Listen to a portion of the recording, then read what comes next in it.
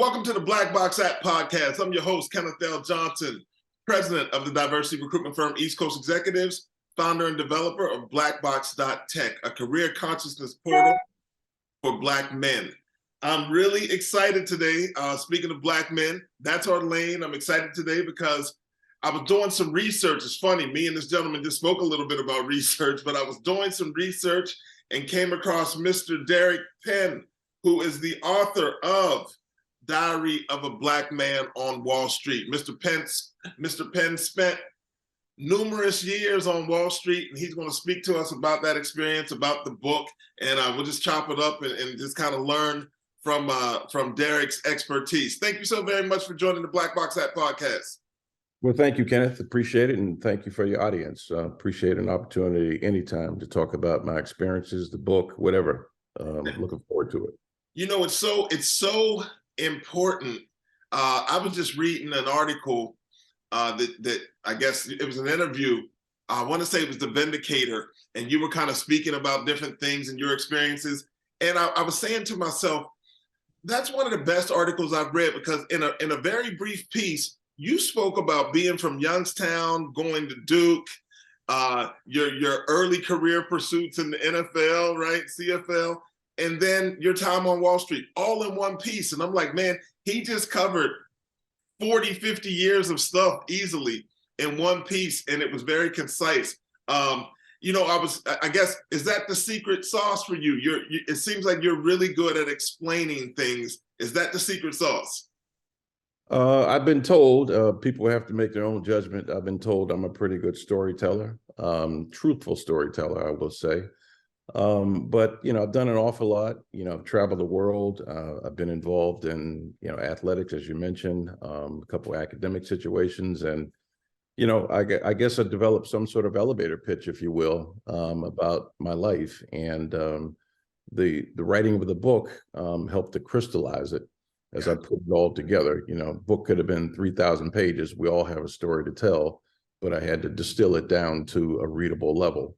So I've always been able to concisely sum up a narrative, if you will. So this was no different.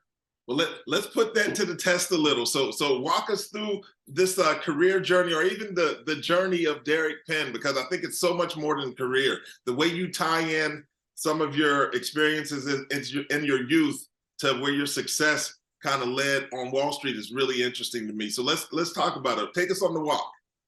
Well, I grew up in Youngstown, Ohio, a steel mill town in the northeast corner of Youngstown, of Ohio, sort of equidistant between Cleveland and Pittsburgh. When I grew up, for the most part, it was the steel mills, and I guess in high school, the steel mills shut down, and you almost had to shut the town down. I was athletically involved. I played, 4 sports all the way through high school.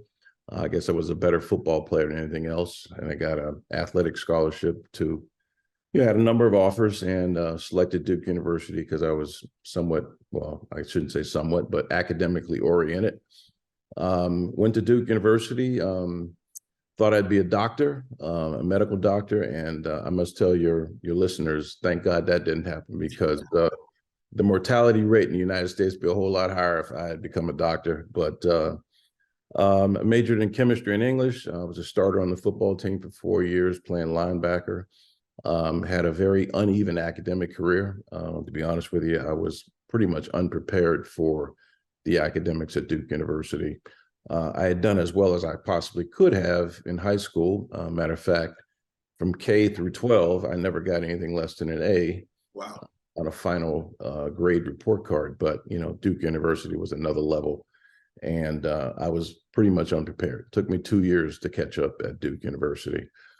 Left Duke, as I said, had cast the medical profession aside, or it had cast me aside, one of the two, and had an opportunity to go to the NFL. I didn't really grow up wanting to be a professional football player, but when the opportunity presents itself, you take it.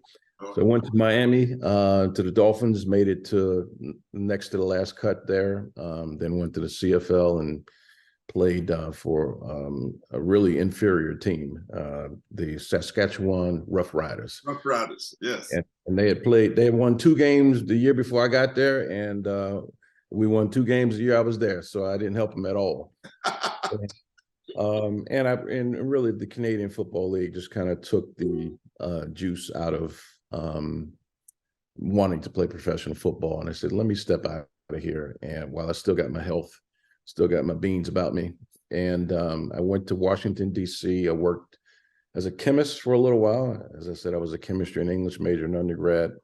Didn't really like that. I worked as a lobbyist on Capitol Hill and did some freelance writing. That was my first entree to writing. I did some writing of scientific articles for a lobbying organization. Sure. And I realized, Kenneth, through all of those experiences, whether it be the NFL, the CFL, working as a lobbyist, working on as a chemist, doing some freelance writing, I lacked business expertise. Okay. And that was the reason I went back to business school. It wasn't to change careers or anything. It's just that I had a huge void in my education. And that void was because I spent all my time in a chemistry or physics or math building or in an English building, and I never took a business course in undergrad whatsoever. Major curriculum mistake. So I went back to business school. I was fortunate enough to get a full scholarship going back to Duke's Fuqua School of Business. Yes. Once again, I was behind again because I'd never taken any business courses, but I caught up pretty quickly. Managed to get a summer internship, and there's a great story about how that happened in the book. Kind of underhanded way, I got a summer internship at Merrill Lynch, and prior to Merrill Lynch, I didn't know what Wall Street was. Prior to business school, honest to God, I didn't know what Wall Street was. Sure. I didn't grow up in Youngstown talking about stocks and bonds around a dinner table. We talked about football and what was going on at the mill, and what was happening at General Motors. Never really talked about investing at all. But I got the bug at Merrill Lynch that summer, interviewed after my second year of business school, and managed to get a number of offers from Wall Street, and made a decision to go to Morgan Stanley. I was in Morgan Stanley's first formal MBA sales and trading program. There were about 10 of us, 2 from each of 5 schools, if you will. I happened to be at one of those schools and was fortunate to get that opportunity. So, a quick question for you. Were you the only African-American male out of the 10? No, there was another brother from Harvard. Okay. So we were the 2. And, Morgan Stanley didn't have many Black folks, as you can imagine, on their roster, but they were trying to change that. I went to their equity block desk. There's a funny story about that in the book as well, because when you had to know my dad, who was a Renaissance man and just way ahead of his time on so many fronts. But when I mentioned to him that, Dad, I've been placed on the block desk, he almost came through the phone. He goes, "What? You on the black desk?" I said, no, Dad, the block desk, BLOCK, not black desk. No, they don't have a black desk here. And if they tried to have a black desk here, they don't have enough folks to create a desk. But I was on the block desk, and I did that for 6 years and got an awful lot of exposure. Moved to the NASDAQ trading desk when that product became prominent. And then got an opportunity to go run international trading or UK and European trading at Merrill Lynch. Honestly, when I was at Morgan Stanley for 8 years, I thought I'd be there my entire career. Sure. But I got an opportunity to go run the UK and European operation at Merrill Lynch. It's when international trading was about to boom. I caught it at just the right time. So I made the move after a sleepless night or 2 to Merrill Lynch. So I have a question for you. Were you running that desk from New York? Yes. Okay. I had a London counterpart. I had a Hong Kong counterpart, but really I interacted mostly with the London desk. Gotcha. And we executed, UK and European orders for domestic clients or US clients or we worked in concert with our London desk. So that was my first foray into the international arena. Did that for a couple of years and managed to resurrect a moribund product at Merrill Lynch. And then I got a call from the entity next door, Lehman Brothers. And I said, well, you're running the UK and European business. How about running all of non-dollar, all of international equities at Lehman? So how do you turn that down? So I moved next door to Lehman Brothers and ran their entire non-dollar equity trading operation for a couple of years there. And I must say, I was at Lehman long before it went under. So I don't want anybody thinking that I was there when it went under. Part of that, right, I guess. I wasn't part of that. Even though there's a piece in the book, I was there. I was at Lehman when some things started to change, and I didn't find out what was really happening until after I left. But I was, I'll leave that to the readers of the book. Sure. Wanted to take a break after Lehman. I had some young kids. I was tired of, flying around the world. My kids were growing. I was, I didn't want to miss their growth, and made a move to Fidelity Capital Markets, which is the brokerage arm of Fidelity Investments, the capital markets arm. And I ran all of equity trading for capital markets from New York, because quite frankly, most of our risk was in New York. We had a NASDAQ desk in New York that had the most risk of any entity in that division. So I did that for a number of years. And after Fidelity, I took a year off. And that was after, going through 9/11 and all of that. And there's a great chapter in the book about 9/11. Matter of fact, a couple of people said that's the best chapter in the entire book. Okay. And then, ended up with the same role at Fidelity. I was head of and be head of equity sales and trading for their entity. And then my last stop was BNY Mellon, which was the owner of Pershing, and we combined the broker dealers, and I was tabbed to run the combined operation at BNY Mellon.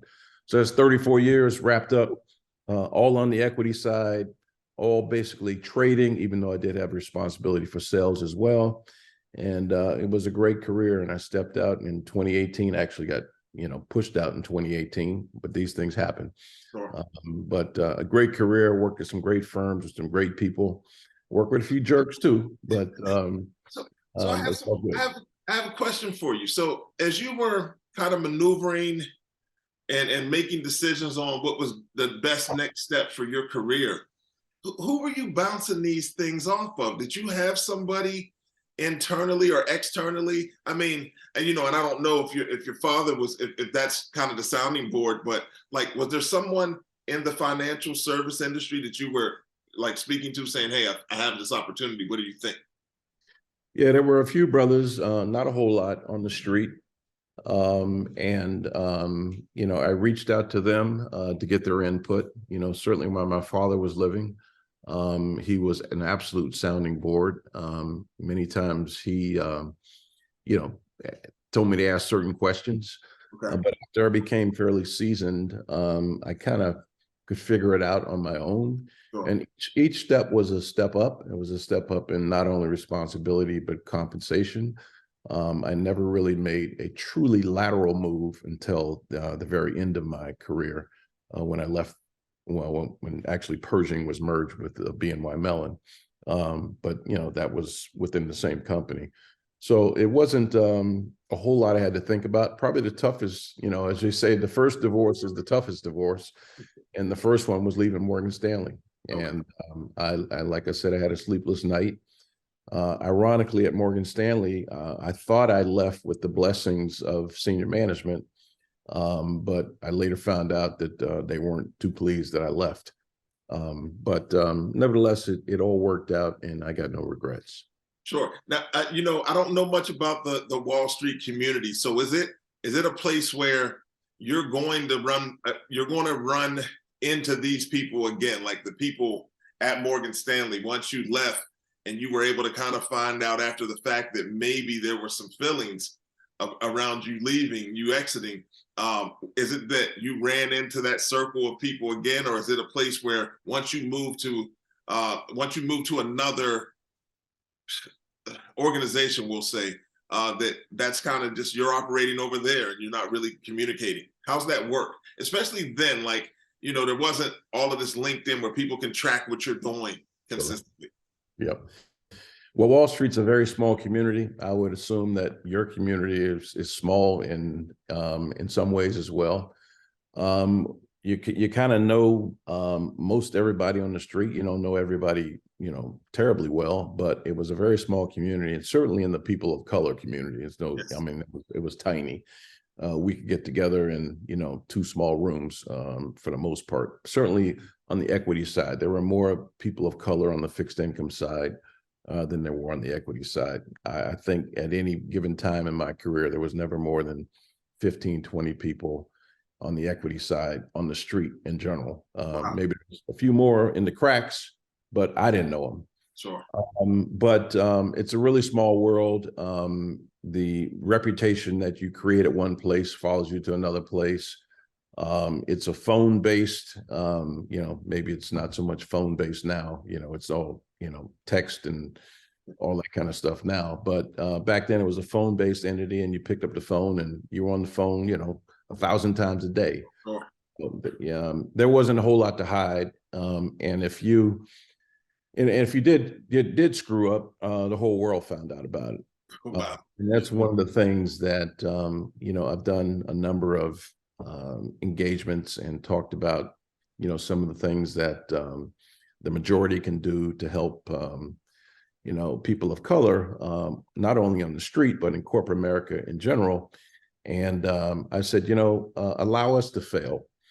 You don't allow us to fail. And that probably, even though I had a great career, it probably stymied my career just a little bit because I knew I couldn't be in that gray zone. And I've said this many times, I've never seen, not once in 34 years, a person of color, what we call fail up. Okay. Not once. And I've seen at least 5 or 6 majority fail up. And I talk a little bit about that in the book as well. Just one scenario, we had a guy at Morgan Stanley that, got busted with what we call a ticket in the drawer. And this is when things weren't all computerized. Okay. And he had bought or sold something, probably bought something that depreciated substantially. And we lost a fair amount of money, and he hid it in the drawer. Wow. And, a year later, he's running our London operation. I go, how's that happen? If that had been me, you wouldn't be talking to me right now, Ken, because I'd have been out of the business. It's interesting because, we were speaking about football, and that's the parallel, right? There are coaches that have losing records and fell up into a better job. Yeah. It's like, where do you see that? Yeah. So question for you. If a young Black financial service apprentice, we'll say, or someone looking to get in, what advice would you give them to ramp up with the foundation to be successful? Educate yourself. One of the things that I did when I got placed on the block desk at Morgan Stanley, I knew that wasn't the end all. And to separate myself, I said, you know what? Let me be as multi-varied as possible. So what I did was, nobody told me to do this, but I looked around and said, how can I make myself more valuable than the guy sitting to my left or right?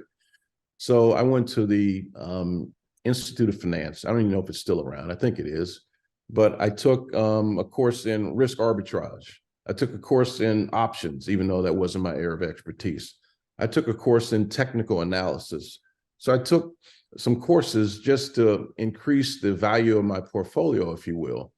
And I'm sure, because, I went through a ton of layoffs on Wall Street. They finally got to me at the very end, but, there's some circumstances associated with that. But I'm sure a lot of times when they sat in the room, they said, well, we got to get rid of 4 or 5 folks. And when they came to my name, they said, well, the guy can trade. He can trade listed stocks. He can trade options. He can trade convertibles. He can trade international names.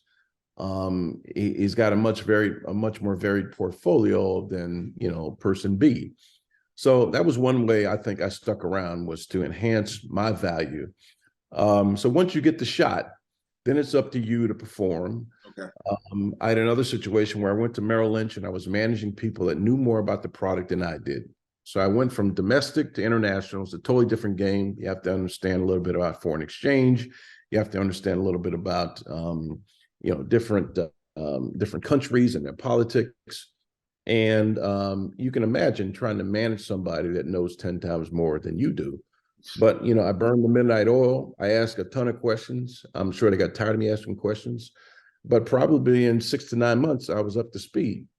And it wasn't because, I was smarter than anybody. It was because I put in the work. I put in the time. When you first started speaking, and you were speaking about being an English major and a chemistry major, and I was like, wow, how does that translate to financial services? But I would imagine that it served you really well to be able to effectively write and understand and comprehend, right? So the English side of things, but then also understanding formulas and the way things interact together, the chemistry side. When you really look at some of that, that's exactly what you're speaking about, and understanding the different markets and being able to communicate it and learn it. Yeah.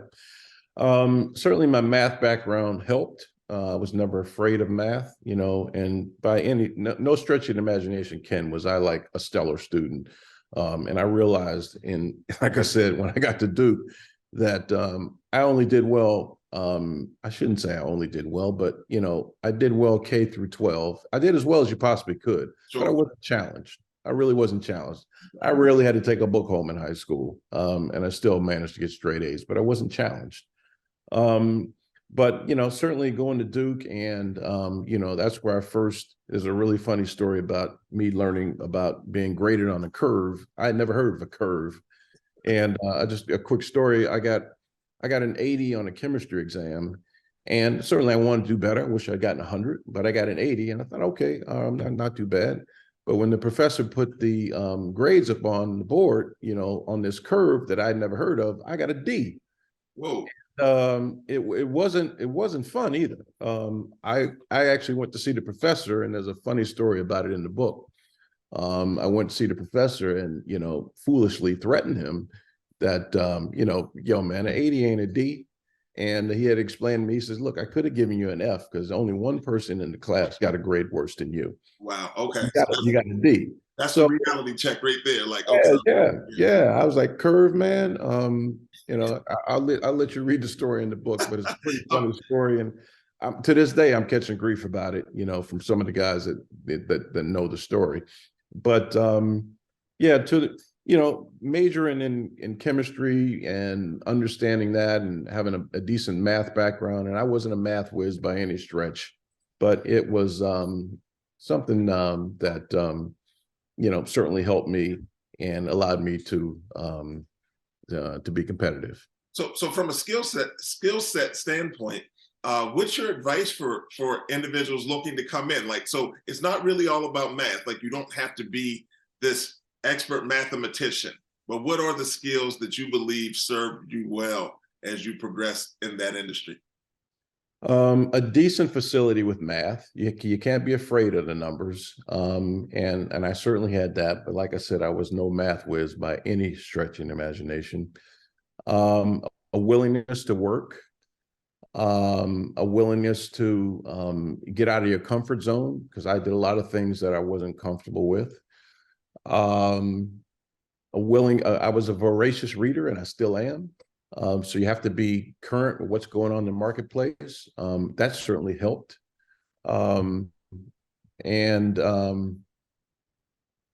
Just like I said, just willing to put in the work. You all know what you need to do to be successful, and there's no shortcuts.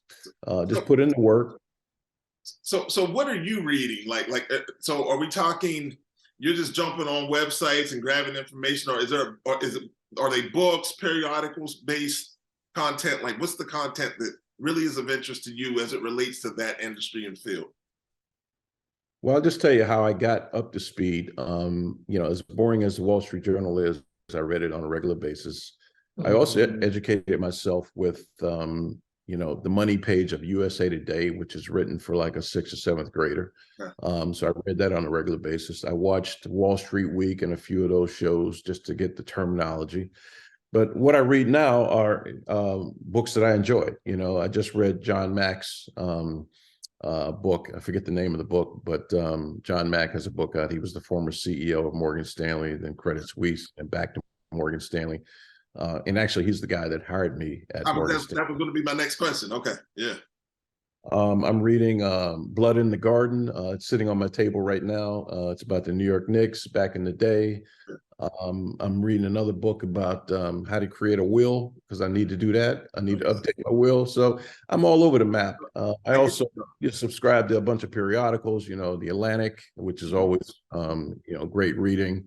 And I subscribe to Sports Illustrated too. So it's all over the map. I enjoy, just learning about stuff that I don't know anything about. No, I appreciate that. Well, we appreciate learning about you and the work that you've done and the work you continue to do in the space. I'm just I was so excited when I came across you and your story, because, with the Black Box app, our goal is to support the careers of Black men. And now, actually, closing question, kind of. So when you came through and you started, at what was it? Was it Merrill Lynch you started at?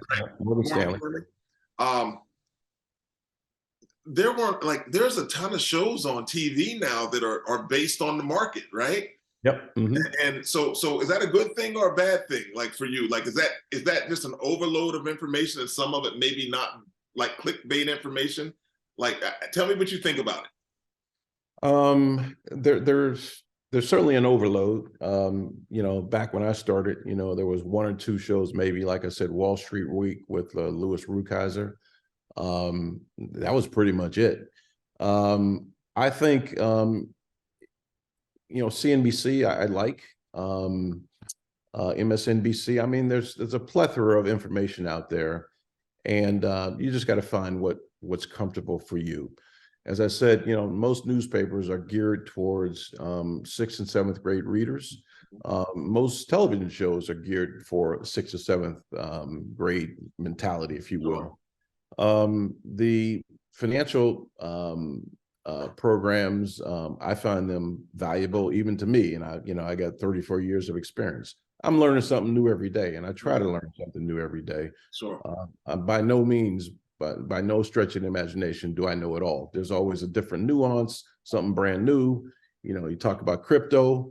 We could talk about that a little bit, but I remember when I first saw that, I go, you know what? They need some regulatory bans around this, and God forbid, wasn't I right? I'm always interested in new stuff. I'm always trying to learn. I'm very inquisitive.